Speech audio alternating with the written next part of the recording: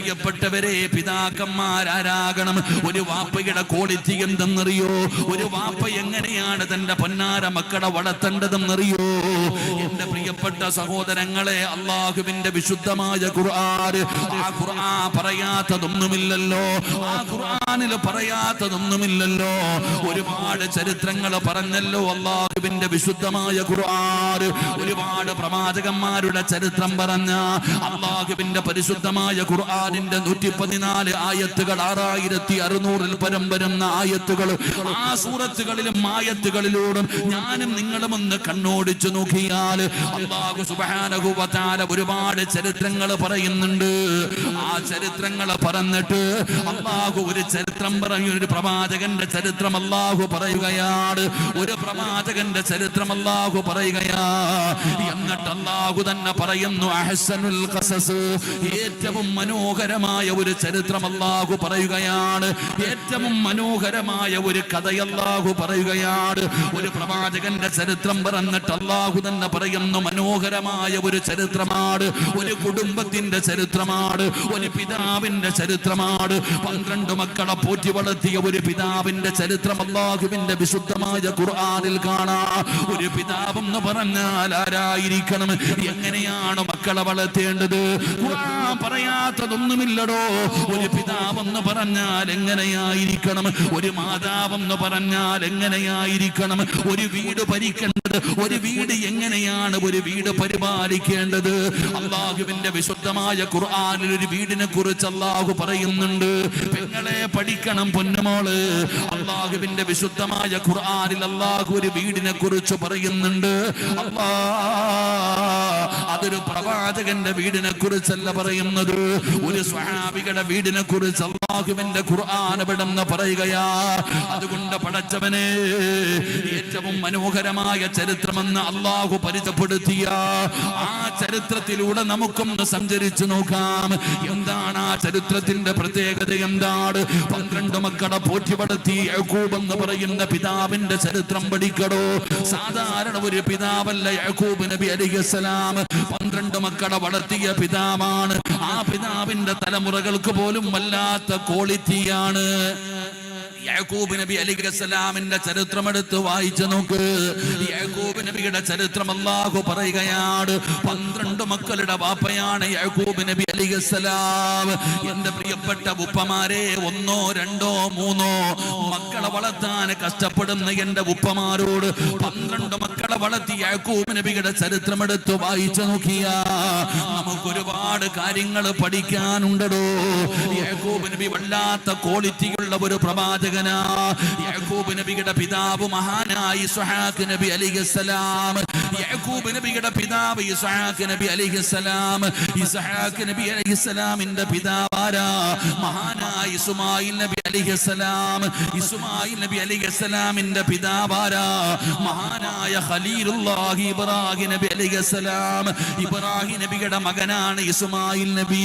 ഇസ്മായിൽ നബിയുടെ മകനാണ് ഇസ്ഹാഖ് നബി. ഇസ്ഹാഖ് നബിയുടെ മകനാണ് യാക്കൂബ് നബി. പടച്ചവനെ, ഇനി താഴോട്ട് മക്കളുടെ പരമ്പര തിരഞ്ഞു നോക്ക്. യാക്കൂബ് നബിയുടെ മകനാണ് മഹാനായ യൂസുഫ് നബി അലൈഹിസ്സലാം. പടച്ചവനെ, ആ പരമ്പരയിലാണ് ദാവൂദ് നബി കടന്നു വരുന്നത്, സുലൈമാൻ നബി കടന്നു വരുന്നത്, മറിയം ബീവി കടന്നു വരുന്നത്. ഒരു വല്ലാത്ത പാരമ്പര്യം പറയാൻ കഴിയുന്ന ഒരു പ്രവാചകനാണ് ആ യാക്കൂബ് നബി അലൈഹിസ്സലാം. തന്റെ 12 മക്കളെ വളർത്തിയത് എങ്ങനെയാ? സമയം കിട്ടുമ്പോ പഠിക്കണേ വാപ്പമാര്. ചുമ്മാതെ നാട്ടുകാരെ ഉപദേശിച്ച് നടന്നാ പോരാ. അയൽവാസികളുടെ മക്കളെ മാത്രം ഉപദേശിച്ചാ പോരാ. സമയം കിട്ടുമ്പോ നീ നിന്റെ മക്കളെ ഒന്ന് ഉപദേശിക്കണേ. പഠിച്ചവനെ, യാക്കൂബ് നബിയുടെ ചരിത്രം എടുത്ത് വായിച്ചു നോക്കിയാൽ ആദ്യം നന്നാകേണ്ടത് നമ്മളാടോ. ആദ്യം നമ്മൾ നന്നാകണം. നമ്മുടെ മക്കളെ നന്നാക്കണം. നമ്മുടെ വീട് നന്നാകണം. പിന്നെ വേണം നമ്മൾ പുറത്തിറങ്ങി പ്രവർത്തിക്കാൻ. അതുകൊണ്ട് എന്റെ പ്രിയപ്പെട്ടവരോട് യാക്കൂബ് നബി അലൈഹിസ്സലാം അലൈഹിസ്സലാം ഉപദേശിക്കുന്ന ഒരു പിതാവായിരുന്നു.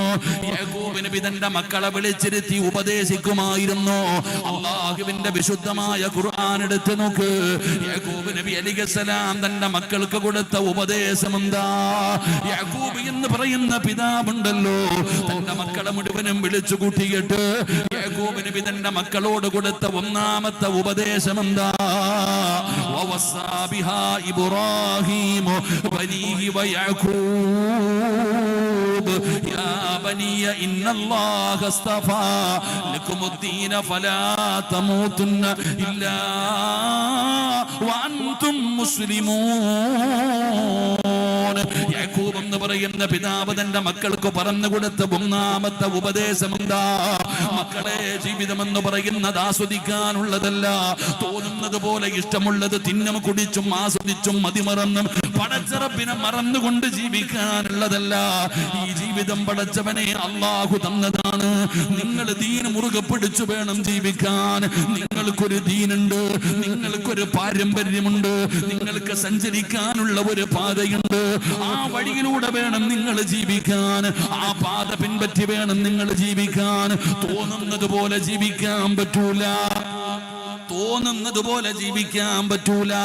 യാക്കൂബ് നബി അലൈഹിസ്സലാം മക്കളോട് പറഞ്ഞു കൊടുക്കുന്ന ഒന്നാമത്തെ കാര്യം, ദീനനുസരിച്ച് വേണം ജീവിക്കേണ്ടത്. അല്ലാഹുവിന്റെ ദീൻ മുറുകെ പിടിച്ച് വേണം ജീവിക്കേണ്ടത്. എന്റെ പ്രിയപ്പെട്ടവരെ, ആദ്യമായിട്ട് പറഞ്ഞു കൊടുക്കുന്നത് ആദർശമാണ്. ആദർശമാണ് യാക്കൂബ് നബി തന്റെ മക്കൾക്ക് ഒന്നാമതായി പറഞ്ഞു കൊടുക്കുന്നത്.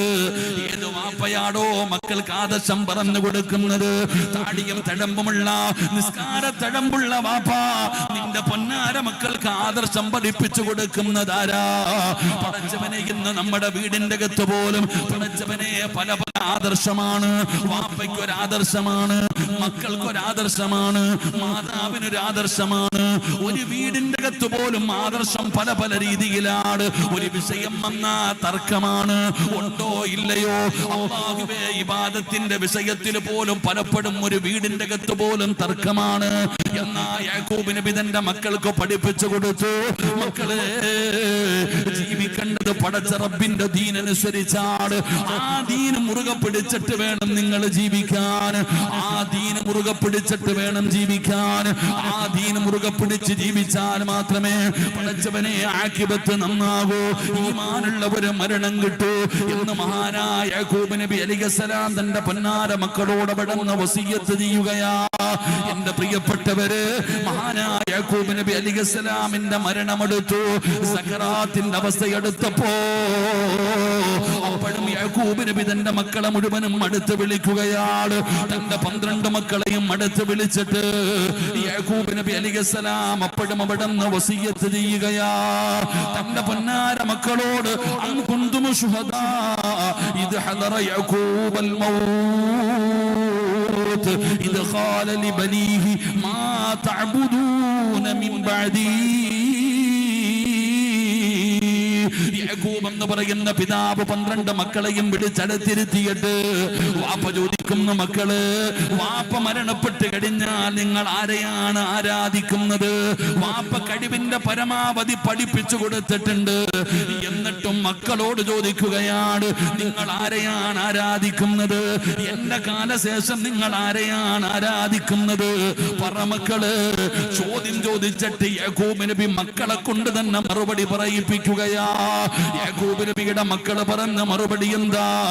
പടച്ച റബ്ബേ, ഖാലൂ നഅ്ബുദു ഇലാഹക വഇലാഹ ആബായിക ഇബ്രാഹീമ വഇസ്മാഈല വഇസ്ഹാഖ ഇലാഹൻ വഹിദാ.